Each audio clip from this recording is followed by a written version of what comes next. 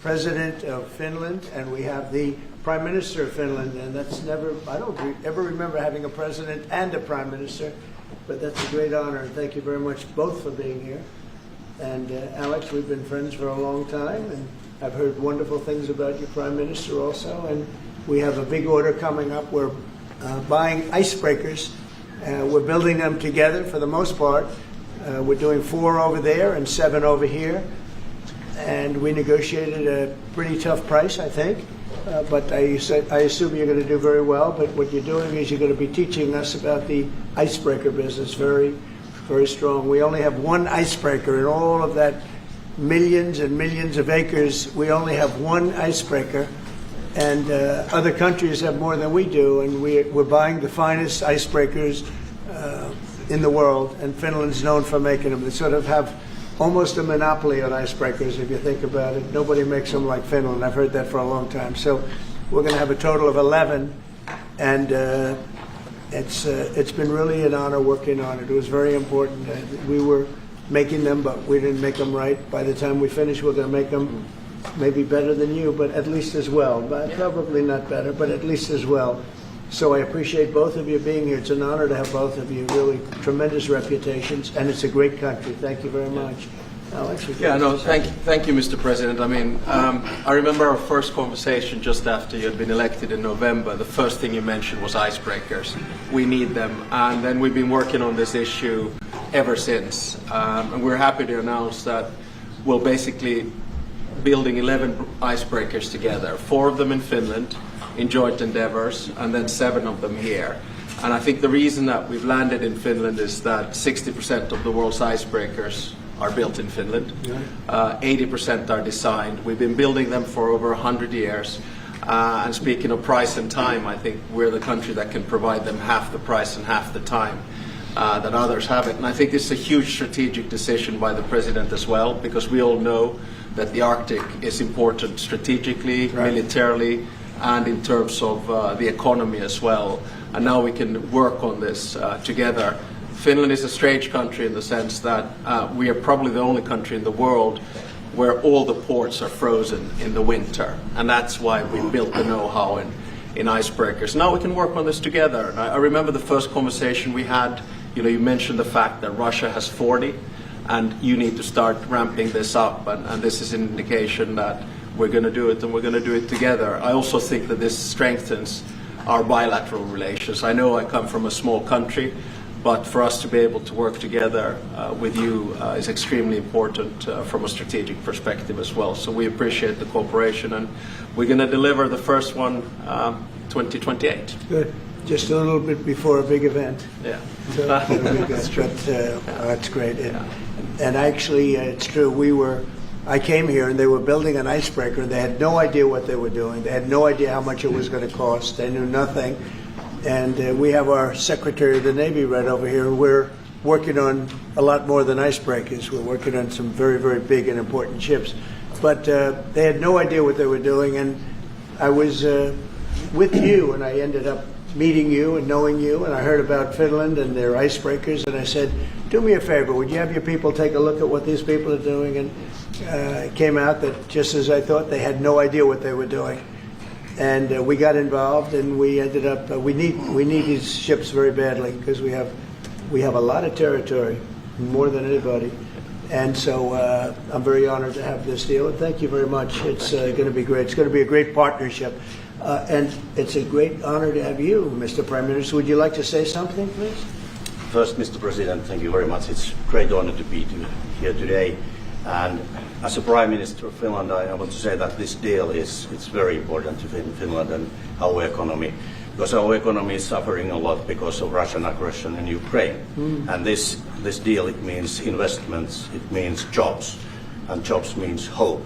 And that's why this is so important. And I want to thank your leadership on this deal and this issue. Thank you. So you've been affected very badly by the war going on, the ridiculous war going on, right? Yes, because we have to close the border with Russia. We have 1,300 kilometers common border with them, and affects the atmosphere in Finland, in investments, and that's why we need good news. Our people need hope, Right. So your border is closed. Yes, closed. And that's because you have so many Russians trying to get in?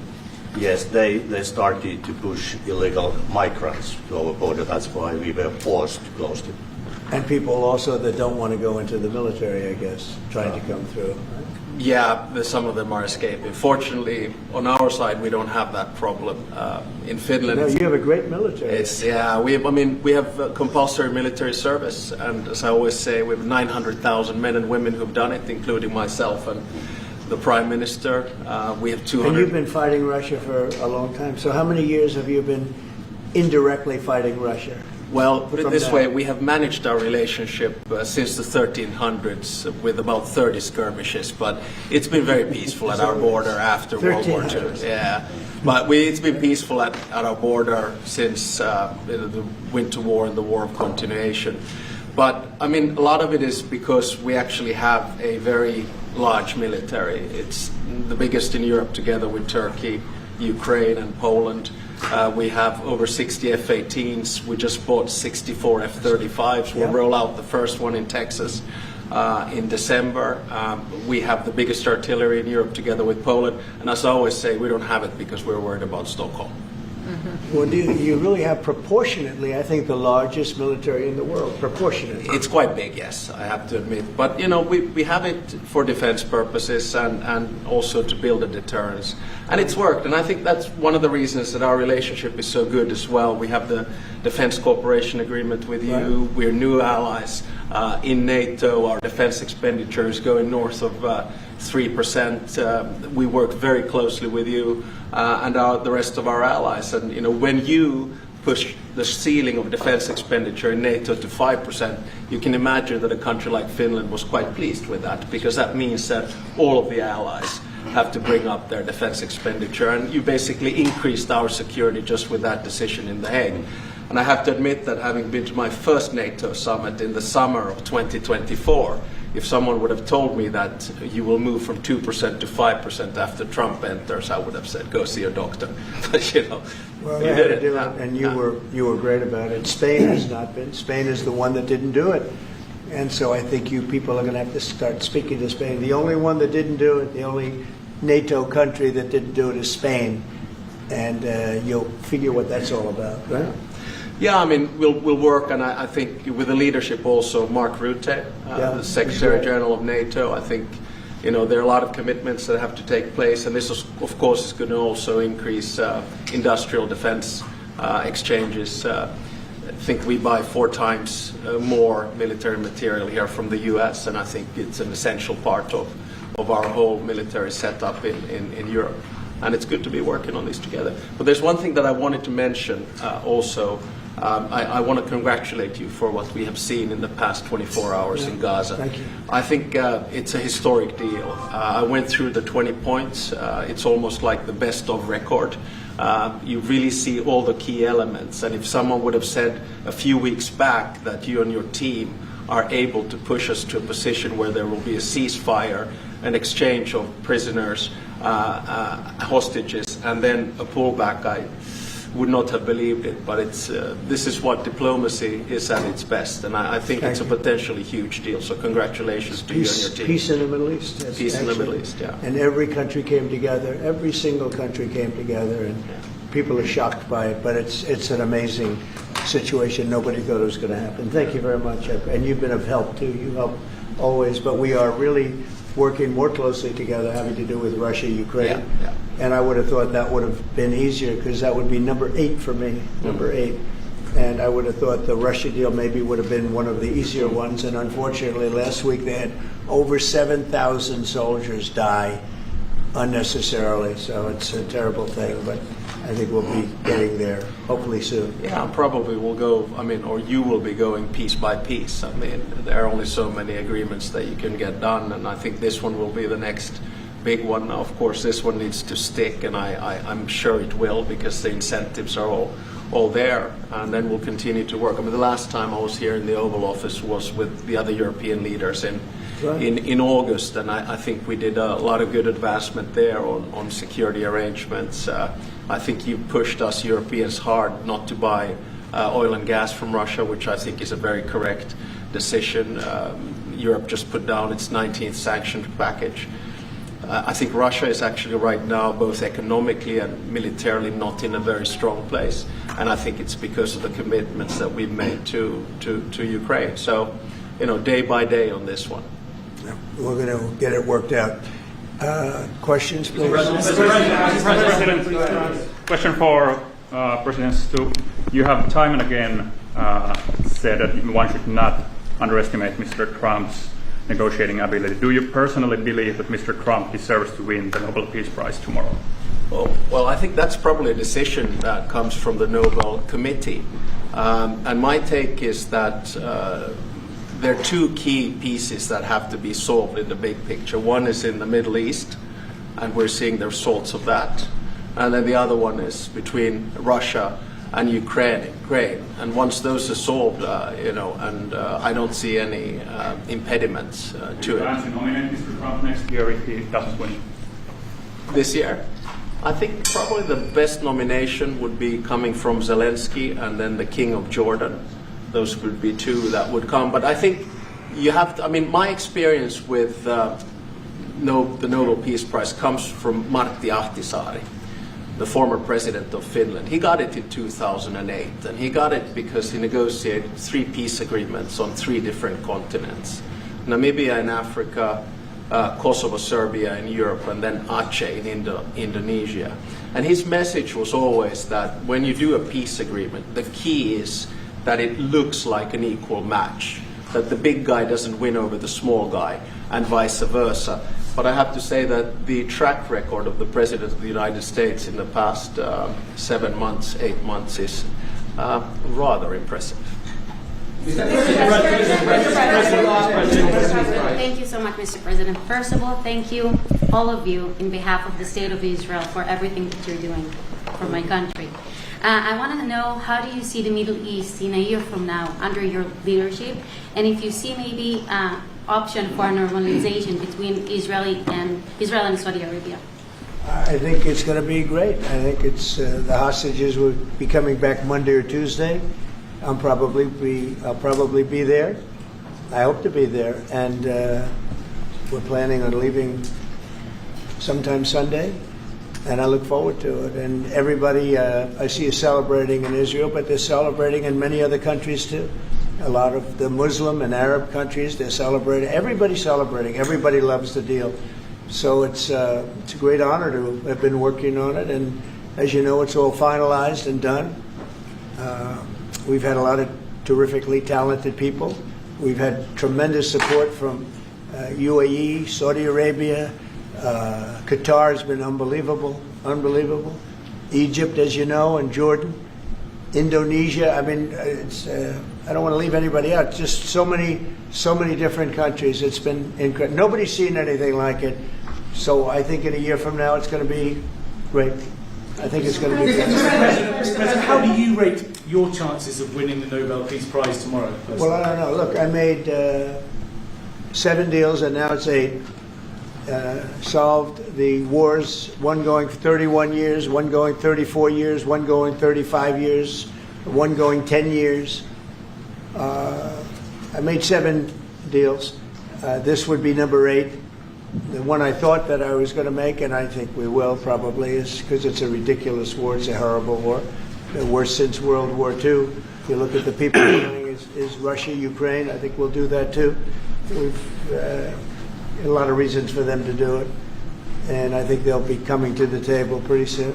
But this is the biggest of them all. This is a big one. Although I think India and Pakistan is very big. 2 nuclear nations. I did that based on trade and because of the tariffs. If we didn't have tariffs, you wouldn't have been able to do it. But I said, if you guys are going to fight, I'm putting 100% tariffs on each of you. And they immediately stopped fighting. And that was going to go nuclear. That was back and forth. So I know one thing. I don't know what they're going to do, really. But I know this, that nobody in history has solved 8 wars in a period of 9 months. And I've stopped 8 wars. So that's never happened before. But they'll have to do what they do. Whatever they do is fine. I know this. I didn't do it for that. I did it because I saved a lot of lives. And that's the thing that bothers me so much about the Russia-Ukraine. 7,000 people are dying a week. young soldiers. They're almost all soldiers of Ukraine and Russia. So in theory, it doesn't affect us, no, but it's a terrible thing. And we'll get that solved too. But nobody has ever done 8 wars. Nobody's done 8 wars in 30 years, let alone 9 months. Are you going to step up the pressure? Obama got it for way Are you less. going to step up the pressure for a Ukraine deal? Yeah, particularly on we are stepping up the pressure. We're stepping it up together. We're all stepping it up. NATO's been great. The leader of NATO, as you know, Mark, has been fantastic, I think. And he's a fantastic guy. And they are stepping it up. And we're selling a lot of weapons to NATO. And that's going, I guess, to Ukraine for the most part. That's up to them. But they're buying weapons from the U.S. We make the greatest weapons in the world. You buy our planes and a lot of our equipment. And you have a big force, actually. You have a tremendous force of equipment. So I think we'll get that one done too. Yeah.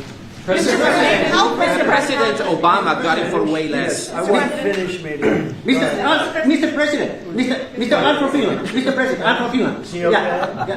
Am I okay? He's all right. He's You're all right. from you look great. Go ahead. President, you are buying icebreakers from Finland. Yeah. But what if Russia and Vladimir Putin attacks Finland? Would you defend Finland? I would. Yes, I would. They're a member of NATO. I would. They're great people, but I don't think that's going to happen. I don't think he's going to do that. I think the chances of that are very, very small. But it's very interesting because you have a very big military relative to your size. You have a very powerful military, one of the best. And but certainly we will be there to help. Thank you. Okay, please. Mr. President, thank you. We have a bit order, as our president said. How would you exactly defend Finland? And thank you. Say what? How would you defend Finland? Vigorously.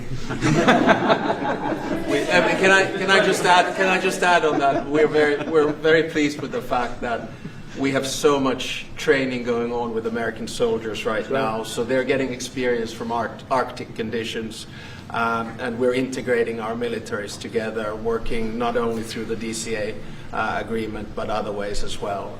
We see that day to day in the work that we do, and it's working well. Okay. Yeah. Please. Yeah, thank you. How do Where are see you the- from? I'm from Finland too. Only Finns here. No? You have a lot of. Yeah, a lot of Finns. It's No? very impressive. So, Mr. President, I like them better than our reporters. So, how do you see the situation in the Arctic developing? Are there going to be any mutual plans for Finland and U.S.? Well, we will. I mean, we have a lot of relationships together. I mean, mostly buying our military equipment. They buy a lot of it. They have an order, I guess, 60 planes, 64 F-35s, and many other things too. It's a big order. Big countries don't order that many planes. You know, it's 10 billion. You have a lot of aircraft, a lot of great military. We make the best military equipment. They buy a lot from us, so it's very good. We're going to work together very closely with Finland and with NATO. We have a very good relationship. As you know, I requested that they pay 5%, not 2%, and most people thought that was not going to happen, and it happened virtually unanimously. We had one laggard. It was Spain. Spain. You have to call them and find why are they a laggard, and they're doing well too. You know, the funny thing, because of a lot of the things we've done, they're doing fine. They have no excuse not to do this, but that's all right. Maybe you should throw them out of NATO, frankly. Please, go ahead. What are you planning to do with Tall that? gentleman, nice tall gentleman, go ahead with a no, yellow no, shirt. Thank you, Mr. President. I wanted to change gears just really quickly and ask you, you're going to Walter Reed tomorrow? What are you having done, and how are you feeling? I'm meeting with the troops, and I'm also going to do a sort of semi-annual physical, which I do, and I think I'm in great shape, but I'll let you know. But I have no difficulty thus far. Is there wood around here? I'm not going to. No difficulty. Physically, I feel very good. Mentally, I feel very good. You know, I did about 6-7 months ago. I do physicals. I like to, when I'm around, I like to check always early. Always be early. It's a lesson for a lot of people. But I also did a cognitive exam, which is always very risky because if I didn't do well, you'd be the first to be blaring it. And I had a perfect score. and one of the doctors said he's almost never seen a perfect score. I had a perfect score. I got the highest score, and that made me feel good. When they asked, would I like to do one, I said, yeah. I said, did Obama do it? No. Did Bush do it? No. Did Biden do it? I definitely did.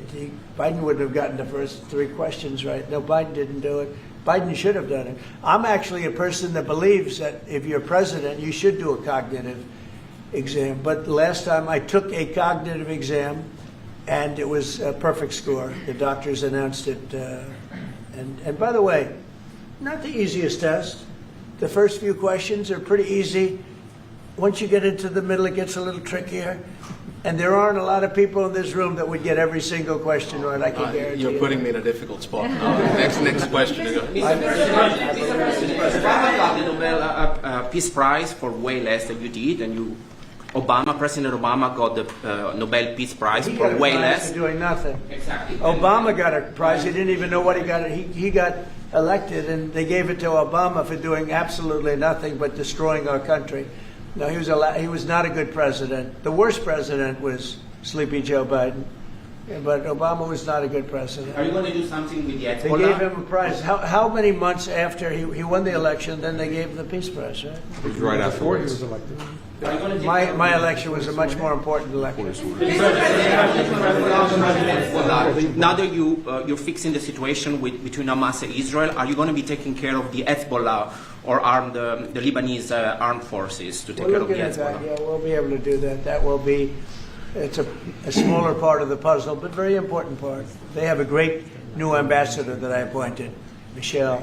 Great new ambassador. So yeah, please. Mr. President, you said that the hostages will be released on Monday or Tuesday. What's your strict deadline? When do they have to get released? Well, and how do you make sure each party abides by it? It's going to be around that time. Yeah, they're working on it very hard. They're in very diverse parts of the earth.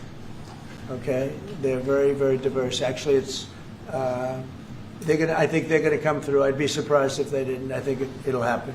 Mr. President. Thank you, sir. The 19th point of the 20-point plan said that in the future there could be conditions in which the Palestinians might eventually get a state. Under what conditions do you think the Palestinians Well, we'll look at it at the time. We're going to see how it all goes. And, there's a point at which we may do something that would be a little bit different and may be very positive for everybody. But we'll be looking at that at the time. Mr. President. And I think we'll get to that. I think we'll get to that period, too. Yeah, please. Mr. President. Yeah, please, Glasses. Thank you. Mr. President, the United States has previously said that that Europe would have to take more responsibility for its own security. Are you or the U.S. planning to withdraw some of the U.S. forces from the European soil? No, but we may move some around a little bit. I'd ask you that question, Pete. Go ahead. I think that's right, Mr. President. We're very much heartened by your leadership to get NATO to rise up to 5%, which means they can take primary responsibility for defense of the continent. But that doesn't mean America is abandoning NATO in Europe. But we could look at where our troops are postured, what makes the most sense for America and our NATO allies. We have a lot of troops in Europe, as you know, a lot. And we can move them around a little bit. But no, basically we'll be pretty much set. Go ahead, what's your second? My second question would be, are you planning to impose more sanctions on Russia at this point? I might, yeah, I might. Mr. President, your 20-point plan says we will encourage people to stay. Can you confirm that as Gaza is rebuilt, that no one will be forced to leave? Yeah, nobody's going to be forced to leave. No, it's just the opposite. This is a great plan. This is a great peace plan. This is a plan that was supported by everybody. I mean, as I said, they're dancing in the streets of many, many countries right now. It's amazing. I've never seen anything like it. No, we're not looking to do that at all. Mr. President, do you think that we could see a full withdrawal? Mr. President, can you cut through the politics on the shutdown? We had another failed vote today. Can you speak to our viewers from Orlando to Sacramento? What's your message to some of these families tonight facing missed paychecks, potential layoffs, and missed benefits due to the shutdown? Yeah, I blame the Democrats. They ought to call their local Democrat representative, whether it's a senator or a congressman, and it's their fault. I mean, they admit it's their fault. They campaigned on the fact that they'd never shut down the country, but they wanted to shut it down. And, you know, we have the greatest economy. We're the hottest country in the world right now. I think you'd admit that. The hottest country. We went from a dead country a year ago to the hottest country in the world. So I think they probably don't like that. But we're doing great. I mean, we're doing great. I would say my message is call your local representative, congressman or senator, and tell them to get on the ball. The Democrats have caused this problem. Can I ask one more question? Congressman Yeah, Randy please. Fine. Thank you, Mr. President. Where are you from? I'm from Finland. I love it. It's so nice. Uh-oh, here we go. Yeah. Here So- we go with a killer question. I would like to circle back to the Icebreaker deal. So Finland and the U.S. are strengthening their economic partnership through the deal. What other areas of cooperation with Finland do you see as possible for at this Great moment? question. We're going to be talking about that in a little while. We're going into the next door room, commonly known as the cabinet room, beautiful room, and we're going to be discussing that. But we'll be doing other things. It's a wonderful country with wonderful people. We've had a long-term relationship, but it's never been as close as it is now. We'll be doing other things. Go ahead. I mean, we've been talking about a lot with the president. I mean, the two specific fields where I think Finland has strength. One is quantum and quantum computing, and we know that that is basically what gives food for thought for artificial intelligence. That's very important. The second one is actually networks. And you know that there are two sort of safe and trustworthy Western networks right now. One of them is Nokia. And the other one is Ericsson. And actually 70% of all broadband in the United States is Nokia. So one of the things that we could work on together is creating the 6G space through networks. And we actually, Nokia has 7,000 people working here in the United States and an American CEO. Okay, anybody else? Mr. President, what is the international stabilization force that's going to deploy to Gaza? What is that going to look like? To be determined, really, I think there's going to be a large group of people determining what it will be, and a group of people funding it that are very rich countries are going to be funding it. People want to see this work. It's going to work. It's absolutely going to work. And it starts, it's already started. We've signed, as you know. Everybody's agreed. I think Monday is going to be a very big day, Monday, Tuesday, but it's going to be, depending on where you are, it's going to be a very big day. I think it's going to be a day of great celebration. I've never seen anything like it. The streets of so many countries right now, they're just roaring with love and with praise for the people that did this. And these are countries that did this. The whole world came together for this. Even Iran, and I really thank them for it. Iran came out and said this is a good thing. This is a very good thing. So it was terrific. It's been a terrific experience for me. Thank you very much.